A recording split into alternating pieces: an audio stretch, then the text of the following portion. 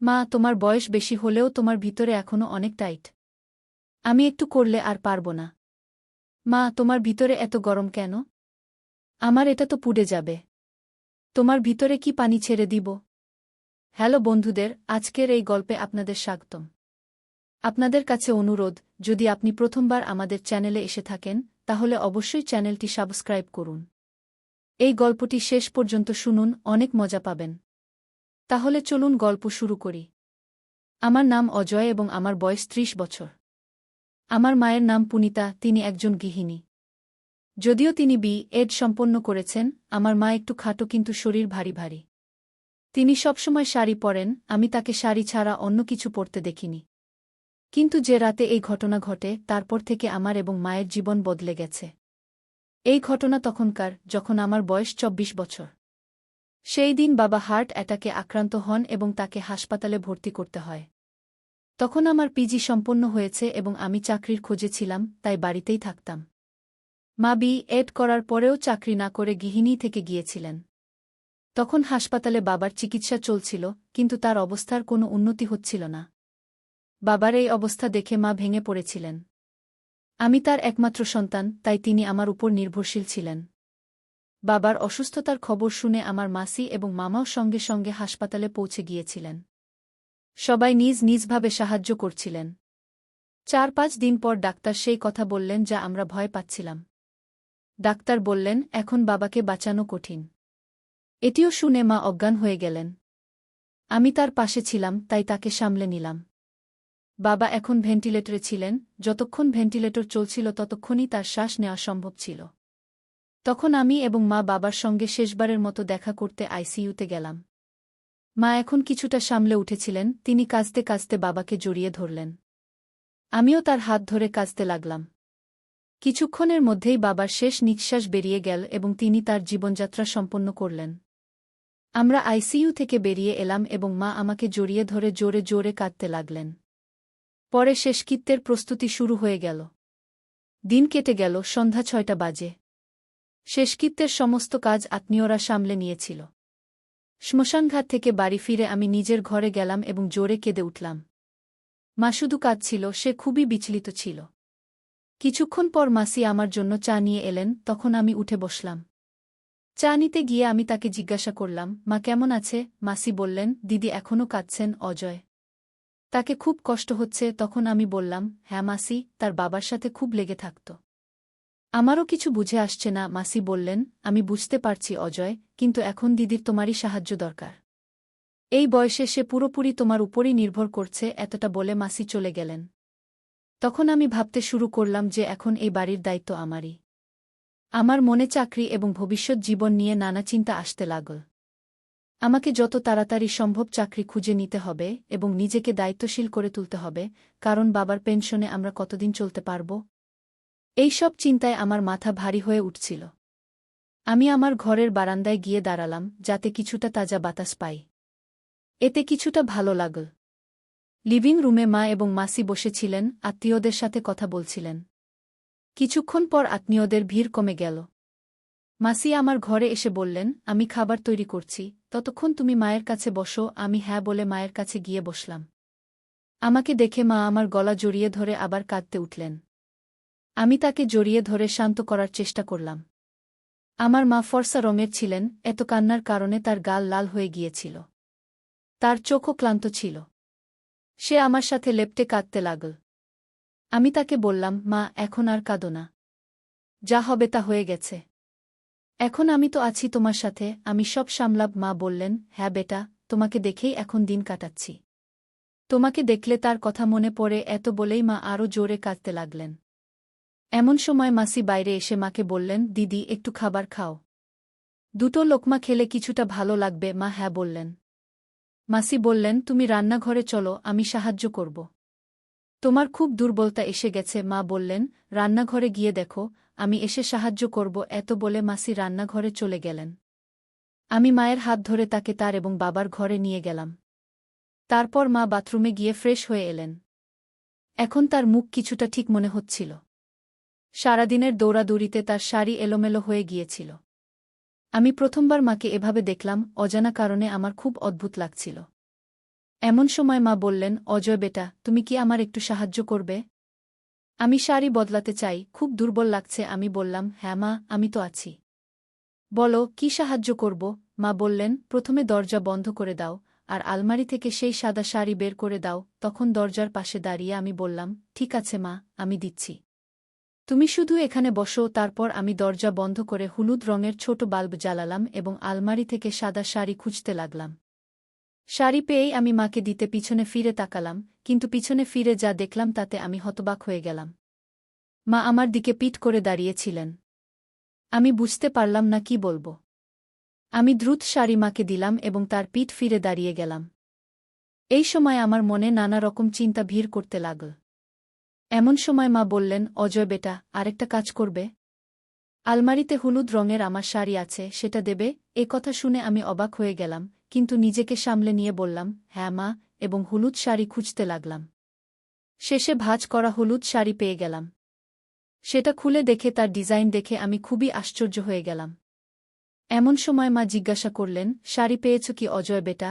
আমি বললাম, হ্যাঁ, পেয়েছি। তখন শাড়ি মাকে দিতে ফিরে দেখলাম মা এখনও পিঠ করে দাঁড়িয়ে আছেন। আমি হতভম্ব হয়ে গেলাম, কিন্তু নিজেকে শান্ত রেখে শাড়ি তাকে দিয়ে দিলাম। হলুদ বাল্বের আলোয় যা দেখলাম তা বিশ্বাস করার মতো কিছু ছিল না। প্রস্তুত হয়ে মা বললেন, অজয় বেটা, তুমিও দ্রুত প্রস্তুত হয়ে যাও, আমি এখানেই অপেক্ষা করব। আমি ফ্রেশ হতে বাথরুমের দিকে এগিয়ে গেলাম। মা বললেন, আমার কাপড় বাথরুমে রেখে দেবে। আমি সম্মতি জানালাম, এবং তিনি আরও একটি শাড়ি দিলেন, তারপর নিচে রাখা কালো চাদরও তুলে দিলেন। আমি চুপচাপ বাথরুমে চলে গেলাম এবং দরজা বন্ধ করলাম। ভেতরে গিয়ে আমি গভীর শ্বাস নিলাম। বাইরে এসে দেখলাম মা এখনও বসে আছেন। আমি তার হাত ধরে উঠালাম এবং তাকে খাওয়াতে নিয়ে গেলাম। খাওয়ার সময় মা খুব শান্ত ছিলেন। বাড়িতে এখন শুধু আমি, মা, মামা এবং মাসিই রয়ে গিয়েছিলাম, বাকি আত্মীয়রা চলে গিয়েছিলেন। খাওয়ার পর মাসি আমাকে জিজ্ঞাসা করলেন, অজয়, ঘুমানোর ব্যবস্থা কি করব? আমি বললাম, মাসি, আজ আমি মায়ের পাশে শোব। গঙ্গা সে ইতিমধ্যেই বিরক্ত আছে। যাই হোক, তোমাকে সকাল সকাল উঠতে হবে, তাই তুমি আমার রুমে ঘুমিয়ে পড়ো। মাসি বলল, আমরা লিভিং রুমে ঘুমোব। মাসি বলল, ঠিক আছে, এভাবেই করি। রাতে যদি কিছু প্রয়োজন হয় তবে বলে দিও। মাসি রান্নাঘরের কাজ সেরে আমার রুমে লিভিং রুমে বিছানা করে চলে গেল। আমি বেডরুমে গিয়ে দেখলাম মা সেখানে নেই। আমি দরজা বন্ধ করে কাপড় বদলাতে শুরু করলাম। যেই আমি শার্ট আর জিন্স খুলে নাইট ড্রেস খুঁজতে লাগলাম, ঠিক তখনই বেডরুমের লাইট জ্বলে উঠল। পিছনে ফিরে দেখলাম মা ভিতরে চলে এসেছে। সে চুপচাপ লাইট জ্বালিয়েছিল। আমি মেজাজ হালকা করতে জিজ্ঞেস করলাম, মা, আমি নিচে ঘুমিয়ে পড়ি? তুমি আরামে ঘুমিয়ে পড়ো। মা বলল, অজয়, আমার মনে হয় না আজ ঘুম আসবে। তুমি এখানেই আমার পাশে ঘুমাও। তারপর আমি ফ্যান চালিয়ে দেখলাম বেডরুমে শুধু একটি কম্বল আছে। আমি বললাম, মা, আমি আমার রুম থেকে কম্বল নিয়ে আসি। মা বলল, অজয়, মাসি ঘুমিয়ে পড়েছে। আজকের জন্য এই কম্বলই ঠিক আছে। তারপর আমি এভাবে চালু করে দিলাম। বেডরুমের দরজা একটু বন্ধ করে রুমের সব লাইট বন্ধ করে শুধু ডিম হলুদ আলোর বাল্ব জ্বালিয়ে বেডে চলে এলাম। তারপর মা মশারি টাঙিয়ে কম্বল গায়ে দিল এবং আমার দিকে পিঠ করে ঘুমিয়ে পড়ল। আমিও কম্বলে ঢুকে ছাদের দিকে তাকিয়ে শুয়ে রইলাম। এখন এসির কারণে রুমে ঠান্ডা অনুভূত হচ্ছিল। কিছুক্ষণ পর আমি মায়ের কান্নার আওয়াজ শুনতে পেলাম। মাকে এই অবস্থায় দেখে আমার অদ্ভুত লাগছিল। আমি মায়ের কাছে সরে গেলাম এবং তার কাঁধে হাত রেখে বললাম, মা, শান্ত হও। আমি জানি তোমার জন্য এটা খুব কঠিন, কিন্তু বাবা সবসময় আমাদের সাথে থাকবেন। আর আমি তো আছিই তোমার দেখাশোনা করার জন্য। মা কাঁদতে কাঁদতে বলল, অজয়, তোমার বাবা অনেক কিছু দিয়েছে। আজ তার ছাড়া বাঁচা খুব কঠিন হয়ে পড়েছে আমার জন্য। আমি মায়ের আরও কাছে সরে গেলাম এবং তার কাঁধে মাথা রাখলাম। মা কিছুক্ষণ চুপ থেকে বলল, অজয় বেটা, যখন তুমি সাথে থাকো তখন মনে হয় যেন তোমার বাবাই আমার সাথে আছেন। তুমি একদম তোমার বাবার মতোই। এ কথা বলে মা একটু শান্ত হল। আমিও আবার ছাদের দিকে তাকালাম। এখন আমার মাথা থেকে একে একে চিন্তা বের হতে লাগল। ঠিক তখনই হঠাৎ আমার কিছু মনে পড়ল এবং না চাইলেও মনের মধ্যে খারাপ চিন্তা আসতে লাগল। এসব আমার মাথায় ঘুরতে লাগল। তখন মা জিজ্ঞেস করল, অজয় বেটা, তোমার ঘুম আসছে? আমি বললাম, না মা, কেন, কি হয়েছে? মা বলল, কিছু না রে, আমার ঘুম আসছে না। একটু ভয় লাগছে আর একটু ঠান্ডাও লাগছে।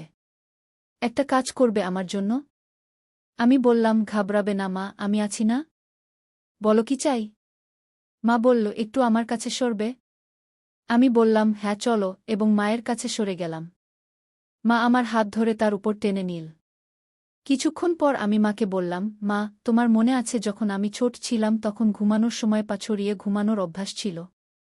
তুমি কতবার আমার সেই অভ্যাস ছাড়ানোর চেষ্টা করেছ, কিন্তু আমি মানিনি। মা হেসে বলল, তুমি আমার কথা কখনো শুনতে না, কিন্তু বাবা বললে তুমি মানতে। আর কিছুদিন পর আবার সেই অভ্যাস। আমিও আবার আমার ছোটবেলার কথা বলে তাকে খুশি করার চেষ্টা করলাম যাতে তার দুঃখ একটু কমে। আমরা দুজন কথা বলছিলাম, হঠাৎ মা বলল, অজয় বেটা, তোমার পা ছড়িয়ে ঘুমানোর অভ্যাস ছেড়ে গেছে নাকি এখনো আছে? আমি বললাম, পুরোপুরি না গেলেও এখনো একটু আধটু আছে। মা বলল, আমি জানতাম। কিছু না, আমার জন্য তুমি এখনো আমার বাচ্চা। যদি তোমার ভালো লাগে তবে তুমি সেভাবেই ঘুমাতে পারো। এ কথা বলে মা আমার মাথায় হাত বুলাল। এ কথা শুনে আমি মনে মনে খুশি হলাম এবং ভাবতে লাগলাম, এসব কি হচ্ছে। কিছুক্ষণ শান্তিতে কাটল এবং আমি মনকে প্রস্তুত করে অ্যাডজাস্ট করতে লাগলাম। ভাবতে ভাবতে অনেক সময় কেটে গেল, কারণ পরে যা হল তা আমি স্বপ্নেও ভাবিনি। ঘটনাটা এমন হল যে আমি ঘুমানোর প্রস্তুতি নিচ্ছিলাম এবং মাও তখন আমার দিকে ঘুরে দেখছিল আমি কি করছি।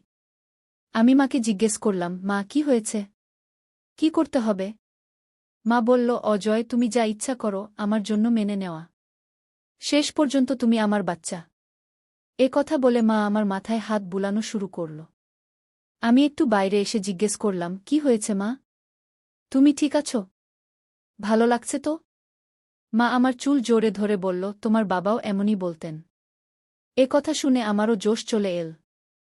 এখন আমারও বেশি দেরি করা কঠিন হয়ে পড়ছিল। আমি মাকে বললাম, মা, এখন আরও কঠিন হয়ে পড়ছে। মা বলল, হ্যাঁ রে, আমি জানি। আমিও কতক্ষণ থেকে অপেক্ষা করছি। চলো, এখন বেশি সময় নষ্ট করো না। এতক্ষণে মা ধীরে আমার কানে বলল, দেখো, তুমি তো তোমার বাবার মতোই। আমি হেসে বললাম, সত্যি? আমি মাকে বললাম, মা, সত্যি বলবো? আমি জানতাম না যে তুমি এতে খুশি হবে। এটা শুনে মা বলল, দেখো, এটা সব তোমার বাবার স্মৃতিতে হবে। আমি সবসময় তোমার বাবাকে তোমার মধ্যে দেখেছি, কিন্তু আমারও ধারণা ছিল না যে আজ এমন কঠিন সময়ে আমরা কথা বলবো। আর সত্যিই আমি ভাগ্যবান যে তোমার মতো সন্তান পেয়েছি। আমি চিন্তায় ছিলাম যে এরপর এখন আমার দেখভাল কে করবে। এ কথা বলতে বলতে মায়ের চোখে জল চলে এল। আমি আবার তাকে সান্ত্বনা দিয়ে বললাম, মা, দেখো, এটা শুধু তোমার দুঃখ নয়। এখন তোমার আর চিন্তা করার কোনো দরকার নেই। আমি তোমাকে কখনো একা ছাড়ব না। এখন মা আমার কাঁধে মাথা রেখে কাঁদছিল। আমি তার চোখের জল মুছে দিয়ে বললাম, মা, আমি জানি বাবা আমাদের কখনো কোনো কিছুর অভাব হতে দেননি। কিন্তু যদি কখনো তোমার কিছু দরকার হয় তাহলে কোনো দ্বিধা না করে আমাকে বলবে। এখন আমাদের দুজনের মধ্যে কোনো কিছু লুকানোর কোনো কারণ নেই। এটা শুনে মা বলল, যখন তুমি আমার সাথে থাকো তুমি আমাকে আগের মতোই ডাকবে। তোমার মুখে নিজের নাম শুনতে ভালো লাগে। আমি বললাম, হ্যাঁ, আমার প্রিয় মা। আমরা দুজন এখন উঠে বসে গেলাম। মায়ের মুখে এক অন্যরকম উজ্জ্বলতা ফুটে উঠল, যেন সে একটা বড় চাপ থেকে বেরিয়ে এসেছে। মুখ দেখে মনে হচ্ছিল সে খুব খুশি। তখন সকালের ৩টা বেজে গেছে। মা উঠে ব্রাশ করতে লাগল। আমি ঘুমানোর প্রস্তুতি নিচ্ছিলাম, তখন মা বলল, তোমার সাথে ঘুমাতে ভালো লাগে। আমি হেসে বললাম, আমিও। তখন আমরা দুজন আবার একই কম্বলে জড়িয়ে গেলাম এবং এয়ার কন্ডিশনার চালু করে দিলাম। কখন ঘুমিয়ে পড়লাম টেরই পাইনি। সকালে যখন জেগে উঠলাম তখন 10টা বাজে গিয়েছিল। আমি ঘরে একা ছিলাম। আমি কাপড় পরে ব্রাশ করলাম এবং বেডরুম থেকে বেরিয়ে এলাম। মা, মাসি এবং বাকি অতিথিরা চা পান করছিলেন। আমাকে দেখে মা বললেন, অজয় উঠে গেছে। এসো, চা নাও। আমি হ্যাঁ বলে মায়ের কাছ থেকে চা নিলাম। ঠিক তখনই দরজার ঘণ্টা বাজল। মাসি গিয়ে দরজা খুললেন, সেখানে আমার দাদি অর্থাৎ বাবার মা দাঁড়িয়েছিলেন। আমার দাদি জাপানে চাচার কাছে থাকতেন। দাদু মারা যাওয়ার পর চাচা তাকে সাথে নিয়ে গিয়েছিলেন। বাবা হঠাৎ মারা যাওয়ায় তিনি তড়িঘড়ি আসতে পারেননি। দাদি বাড়িতে ঢুকেই জোরে জোরে কাঁদতে শুরু করলেন। মাও তাকে জড়িয়ে ধরে কাঁদতে লাগলেন। আমার দাদির নাম ছিল ববিতা। আমি তাকে ছোটবেলায় দেখেছিলাম। দাদু মারা যাওয়ার পর চাচা তাকে সাথে নিয়ে গিয়েছিলেন। আমি অনেক বছর পর দাদিকে দেখছিলাম। দাদি অনেক বদলে গিয়েছিলেন। তার জীবনযাপন, কথা বলার ভঙ্গি সবই জাপানি স্টাইলে হয়ে গিয়েছিল। আমাকে দেখে দাদি স্নেহে আমার গায়ে হাত বুলালেন এবং আমাকে জড়িয়ে ধরে কাঁদতে লাগলেন। আমি দাদিকে সান্ত্বনা দিচ্ছিলাম। পরের 15 থেকে 20 দিন শুধুই দৌড়ঝাঁপে কেটে গেল। এখন দাদি চলে এসেছিলেন, তাই আমার এবং মায়ের একসাথে সময় কাটানোর সুযোগ কম হচ্ছিল। রাতেও দাদি মায়ের সাথে ঘুমাতেন, তাই আমাদের একসাথে থাকার সুযোগ হচ্ছিল না। জানতাম, কিন্তু চুরি করে সময় কাটাতেও এক আলাদা মজা ছিল। যখনই সময় পেতাম কথা বলতাম, কিন্তু এমন সুযোগ খুব কমই আসত। এখন বাবাকে গেছে 1 মাস হয়ে গিয়েছিল। দাদি তখনও বাড়িতে ছিলেন। আত্মীয় স্বজনদের দেখা করতে আসাও কমে গিয়েছিল। মাসিও 1-2 দিনের মধ্যে নিজের বাড়ি চলে যাবেন। বাড়ির সব কাজ ধীরে ধীরে স্বাভাবিক হতে শুরু করেছিল। মাঝে মাঝে কোনো আত্মীয়ের ফোন আসত বা কেউ দেখা করতে আসত, আর তখন পুরনো স্মৃতি তাজা করে কান্না শুরু হয়ে যেত। একদিন দাদি বললেন, অজয় বেটা, তোমার সাথে কিছু কথা বলতে চাই। আমি বললাম, বলো দাদি। দাদি বললেন, আজ তোমার বাবাকে গেছে 1 মাস। তোমার মা এখনও সেই শোক থেকে বেরিয়ে আসতে পারেননি। তাই আমি বলছি, তুমি মাকে মামার কাছে শিবপুর নিয়ে যাও। সেখানে কয়েকদিন থাকলে পুনিতার কিছুটা স্বস্তি হবে। পুনিতা আমার মায়ের নাম। আমি বললাম, হ্যাঁ দাদি, ঠিক বলছ। আমি মায়ের সাথে কথা বলব। দাদির কথা আমার ঠিক মনে হল। মা এবং আমারও এতদিন পর একসাথে সময় কাটানোর সুযোগ মিলত। তাই আমি সঙ্গে সঙ্গে রাজি হয়ে গেলাম এবং মায়ের সাথে কথা বললাম। মাকেও ব্যাপারটা ভালো লাগল। তারপর আমি মামাকে ফোন করে আমাদের আসার প্ল্যান জানালাম। মামা এবং মামি দুজনেই উৎসাহে আমাদের জন্য অপেক্ষা করতে লাগলেন। পরের দিন আমাদের বেরোতে হবে, তাই আমি এবং মা প্যাকিং শুরু করলাম। কিছু প্রয়োজনীয় কাপড় নিয়ে আমরা ব্যাগ গুছিয়ে নিলাম। প্ল্যান হল, আমি এবং মা ফ্লাইটে কলকাতা যাব। সেখান থেকে মামা নিজের গাড়ি নিয়ে আসবেন এবং আমরা শিবপুর মামার গাড়িতে যাব। মনসুন শুরু হয়ে গিয়েছিল, তাই আমরা তাড়াতাড়ি বেরোনোর সিদ্ধান্ত নিলাম। প্ল্যান অনুযায়ী আমরা দিল্লি থেকে কলকাতার ফ্লাইট ধরার জন্য প্রস্তুত হলাম। ফ্লাইটে বসেই মা আমার কাঁধ ধরে ঘুমিয়ে পড়লেন। কিন্তু আমি নিজেকে সংযত রাখলাম। দিল্লি থেকে কলকাতার ফ্লাইট প্রায় 2 ঘণ্টার। তাই আমরা দুপুর 2টায় কলকাতা পৌঁছে গেলাম। যেই আমরা কলকাতা এয়ারপোর্টে নামলাম, সেখানে তীব্র বৃষ্টি শুরু হয়ে গেল। এয়ারপোর্টে পৌঁছে আমি মামাকে ফোন করলাম, মামা, কোথায় পৌঁছেছেন? আমরা কলকাতা এয়ারপোর্টে পৌঁছে গেছি। কিন্তু মামা তখনও কলকাতায় পৌঁছাননি। আমি এয়ারপোর্টে মোবাইল বন্ধ করতেই জানতে পারলাম, কলকাতার উপকূলীয় অঞ্চলে সাইক্লোন আঘাত হেনেছে। তাই তীব্র বৃষ্টি হচ্ছে এবং কলকাতার সব রাস্তা বন্ধ হয়ে গিয়েছে। আমি মায়ের সাথে এই সব কথা শেয়ার করলাম এবং আমরা সিদ্ধান্ত নিলাম, সাইক্লোন এবং বৃষ্টি থামা পর্যন্ত আমরা কলকাতাতেই থাকব। আমি মামা এবং দাদিকেও এই খবর দিয়ে দিলাম। সবাই পরিস্থিতির কাছে অসহায় ছিল, তাই কারও কোনো অসুবিধা হল না। তারপর আমি এয়ারপোর্টের কাছেই একটি ভালো 5 স্টার হোটেলে রুম বুক করলাম। সেখানে অন্য কোনো রুম না পাওয়ায় আমাদের 5 স্টার হোটেলের একটি ব্যালকনিযুক্ত রুমই বুক করতে হল। এই পরিস্থিতিতে আমরা দুজনেই খুশি ছিলাম, কারণ আমরা যতটা সময় চেয়েছিলাম ততটা সময় পেয়ে গিয়েছিলাম। এবং নিশ্চিতভাবেই কেউ জানতে পারত না। দ্রুত ক্যাব বুক করে হোটেলে পৌঁছে গেলাম। সেখানে চেক ইন কাউন্টারে আমরা দুজন চেক ইন করছিলাম। আমি আমার নামে রুম বুক করেছিলাম, তাই আমার ডকুমেন্ট দিলাম। তখন রিসেপশনিস্ট বলল, স্যার, ম্যাডামেরও ডেটা চাই সিস্টেমে যোগ করার জন্য। আমি হ্যাঁ বলে মায়ের ডেটা বলতে যাচ্ছিলাম, তখন মা এগিয়ে এসে নিজেই বলতে শুরু করলেন। মা বললেন, মিস পুনিতা পাটকর। মায়ের এই উত্তর শুনে আমি হতবাক হয়ে গেলাম। রিসেপশনিস্ট অপশন এবং রিলেশনশিপ জিজ্ঞাসা করলে মা বললেন, মিসেস কু। এবার আমি মায়ের দিকে বিস্ময়ে তাকালাম। মা হালকাভাবে আমার দিকে একটু দেখে আমি হাসলাম এবং সব বুঝে গেলাম। আমরা দুজন রুমে চলে গেলাম। রুমে ঢুকেই আমি দরজা বন্ধ করলাম। আমার ওয়াশরুমে যাওয়া দরকার ছিল, ভ্রমণ এবং দৌড়াদৌড়িতে আমার সময় হয়নি। তখন আমি মাকে একটু সরিয়ে দিয়ে বললাম, পুনিতা জি, আমি 2 মিনিটে ফিরে আসছি। আমি তাকে একটু সরিয়ে দিলাম, কিন্তু সে সরে যাচ্ছিল না। তখন আমি নিজেই একটু সরে গেলাম। তখন মা বললেন, অজয় বেটা, থামার দরকার নেই। আমি বললাম, 2 মিনিটে বাথরুমে যাচ্ছি। এটা শুনে তার চোখ চকচক করে উঠল। সে সঙ্গে সঙ্গে বলল, আমাকে গোসল করতে হবে। তখন আমি আশ্চর্য আর খুশিতে বললাম, আচ্ছা, গোসল করবে মা? মা হেসে বললেন, হ্যাঁ। আমি এসব কিভাবে জানি? সে বলল, তুমি কি ভাবো, এত বছর ধরে তোমার বাবাকে অন্য কোনো মহিলার কাছে যাওয়ার দরকার কেন পড়েনি? কারণ আমি তাকে কোনো কিছুর জন্য কখনো না বলিনি। যা কিছু তার দরকার ছিল আমি বানিয়ে দিয়েছি। তার জন্য আমাকে ইন্টারনেট থেকে বিভিন্ন রেসিপি শিখতে হয়েছে। কিন্তু তখনই আমি এই নতুন জিনিসগুলোর খবর পেলাম, তখন আমি আশ্চর্য হয়ে বললাম, সত্যি মা? মা বললেন, হ্যাঁ, সত্যি, আমরা খুব ক্লান্ত ছিলাম, তাই আমরা দুজনেই ঘুমিয়ে পড়লাম। যখন উঠলাম তখন সন্ধ্যা 6টা বেজে গেছে। ক্ষুধা পেয়েছিল, তাই আমরা প্রস্তুত হয়ে হোটেলে পেট ভরে খাবার খেতে গেলাম। হোটেলে ভালো খাবার খাওয়ার পর আমরা দুজন আবার রুমে ফিরে এলাম। রুমে একটা শান্তিপূর্ণ পরিবেশ ছিল।